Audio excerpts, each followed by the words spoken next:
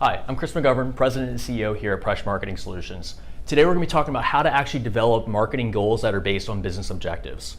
A lot of times we understand what the business growth goal is, say either 10% revenue growth or customer acquisition, but we don't really know how we're going to achieve that. And more importantly, we don't know how marketing is going to help achieve that business specific goal. So today what we're going to do is we're going to walk through what the different types of business goals are that marketing can influence and how we ultimately back into achieving that business goal through the influence of marketing KPIs and marketing tactics that can help drive that. So starting out, the most important thing is actually knowing what that business goal is. It might seem like this is kind of a known and constant thing, but the reality is a lot of times these are maybe known at the leadership level, but not really communicated well throughout the whole organization. So in order for the whole team and whole organization to know what the business is trying to achieve, that has to be a very clear and documented business goal that has very defined metrics and timeframes behind them, how you're going to achieve them. I think we've all heard the term SMART goals before, specific, measurable, actionable, realistic, that have a time frame involved. That's a good approach to apply here when developing what business goals are. So when a business goal is developed and it's defined and it's communicated through the organization, and more importantly, we know what the metric is for that business goal. We know how often that's going to be measured, what that time frame is, and really who owns that goal. Once that's in place, only then can we start developing what those marketing goals are that are going to help us achieve that. A very easy way to do that is simply backing into it, right? And we're going to diagram this up and really walk through the whole process of developing what that marketing goal is. And then we actually have a tool that we're going to share with you at the end of this video that you can actually go and do this yourself and really in real time develop what your marketing KPIs are for the upcoming year. Let's start with the business goal and we'll walk through one example to make this easy to understand. Let's say it's an organization that's doing, let's say $5 million a year in revenue. And we have a 10% growth goal. So we're trying to achieve 500K additional for a total of 5.5 million in 2019. In this example, we know it's a very specific goal. We know what the time frame is. It's this current year, 2019. And we know simply what the metric is. It's revenue, it's growth, it's total top line revenue for the organization. We can understand sales probably owns that, and it might be tied to a specific region or a specific team, or if it's a small team, it might be the whole sales organization that owns it. From there, to understand how we're going to get to $500,000 additional revenue, we have to know how many opportunities do we need. Is it net new accounts or is it existing accounts? What does that look like? To get to that, you have to make some assumptions. It's never a perfect science, and I think if anyone's out there who has completely figured out sales forecasting to a T, they're probably making a lot more money than I am and are doing quite well. The realistic fact is sales forecasting is it's an art, it's not a science, and there's a lot of different approaches, but always there's some level of assumption that is involved within the forecasting process. In this case, we're going to make an assumption on what an average deal size might look like. So for this, we might say an average sale, if it's not recurring based, it's a one-time sale, we'll say it's a $50,000 deal, which means we need 10 deals on top of what we had last year. Okay? So we need to achieve $50,000 additionally from last year. We know we need 10 deals on top of that. So we're starting to be able to back into what we need to do marketing wise, right? So if the goal here is 10, all right, we'll frame this as deals. The next step is we need to know how many opportunities, meaning how many proposals, quotes that are out there, actual live deals that have a number associated with it revenue-wise that are associated with those 10 deals that we need in order to get to that point. So let's say it's an organization that has a 50% close rate once opportunities are in place.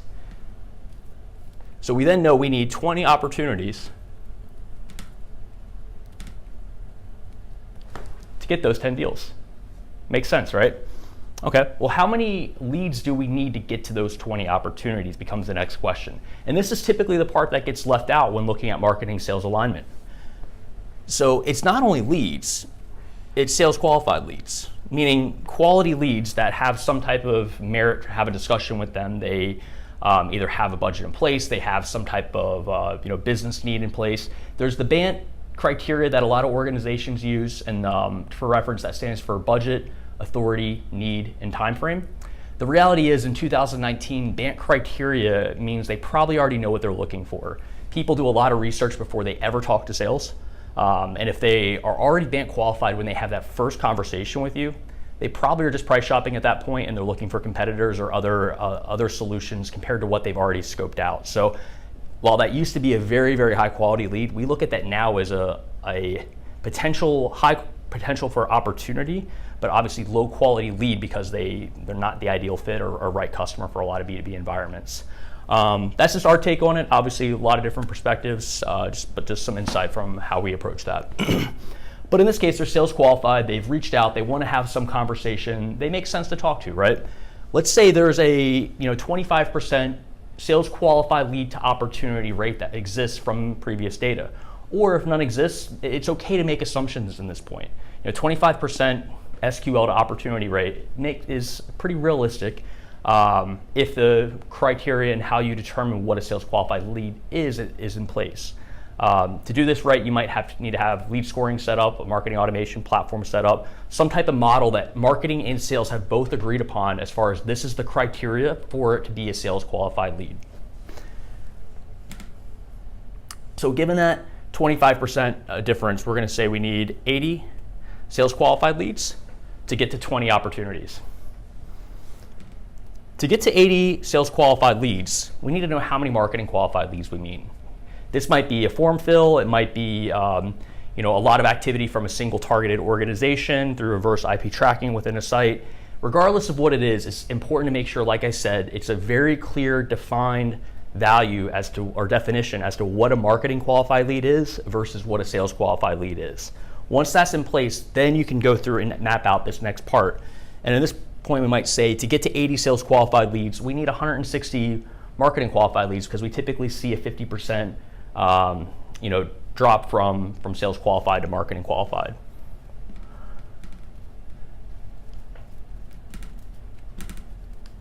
All right. So to get to 160 marketing qualified leads, what do we need? Well, we need traffic, right? To convert leads, we need people actually going to the content and destinations we're creating where we generate leads. And from there, there should be some type of historical metrics in place as far as how many or what your typical traffic conversion percentage is within your site. You might have just a standard contact form. You might have different landing pages to actually convert leads for guides or things or templates that you're putting out. But let's make the assumption that 2% is pretty standard as far as a site conversion rate for site traffic to leads. But in this case, just to make the math simple, let's act as if there's a 10% conversion rate. That would be a phenomenal performing site.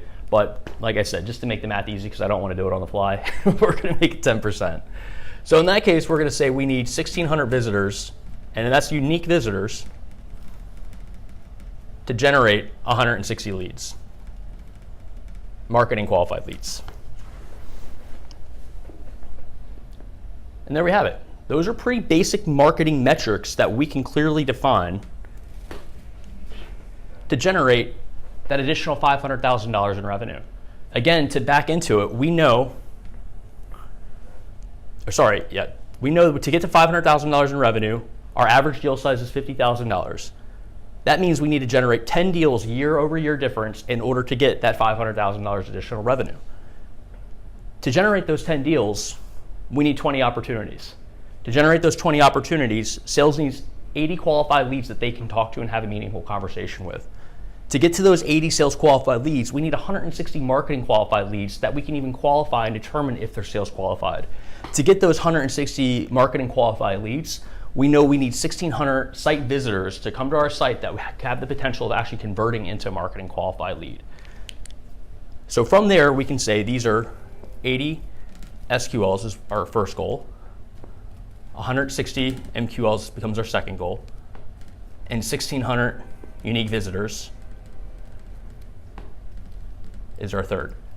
Now keep in mind, this is only for the incremental revenue piece. this doesn't incorporate the overall existing business that we're operating under the assumption that that's already in place with the activity that occurred last year. These metrics need to be added on top of what's already in place in order to make sure you can achieve the existing goals if you don't have a recurring type business model. So from here, we need to know what the data sources are, the same way we did for the $500,000 incremental revenue. What is the data source? What's the time frame? How are we measuring it? Who owns it? So if we have a CRM in place, you should have the ability to track what the lead status is if you're tracking leads within your CRM as well. If you have HubSpot in place, for example, there's the lead lifecycle field. If you have SharpSpring in place, which is a platform we typically implement for IT partners, we have a custom field that we put into place to track this. But either way, you should be able to see on a contact level and at an account level, is it a sales qualified lead or is it a marketing qualified lead? So your data source here becomes your CRM, our marketing automation platform,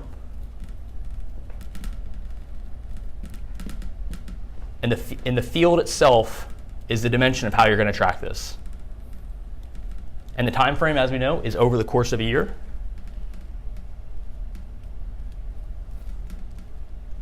So you're obviously going to want to stagger this either on a monthly level or quarterly level to understand what your incremental marketing metrics are and what your goals are for on a monthly basis or quarterly basis.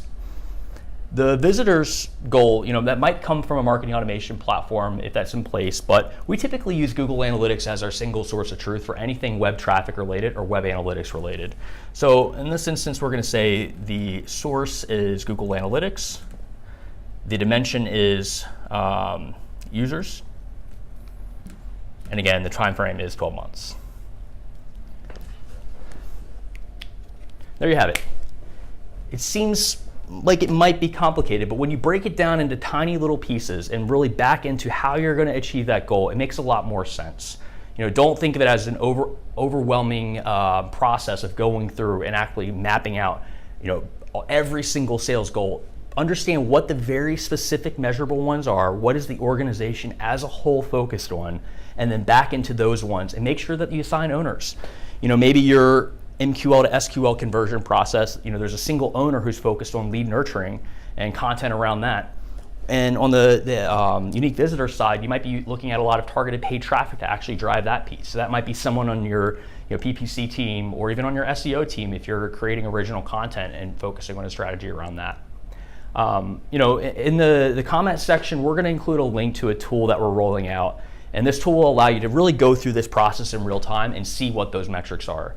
We've put some baselines in place that make assumptions if you don't have baselines already, or you have the option to put in your baselines from your 2018 numbers to build out what your 2019 metrics and goals should be. At that point, the tool will tell you what those quarterly goals should be, and you can actually stagger that if you want to say 20% in Q1, 25% in Q2, 30% into Q3, and so on going into Q4.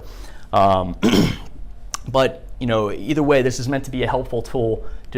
Honestly, it's there to show how marketing and sales need to be in alignment. Obviously, part of that process is it's selling it internally, and also part of it is making sure you've got marketing tactics and a marketing plan in place to even drive any of this in the first place. You need to understand what influences these metrics and how you can drive incremental upticks within those metrics as well.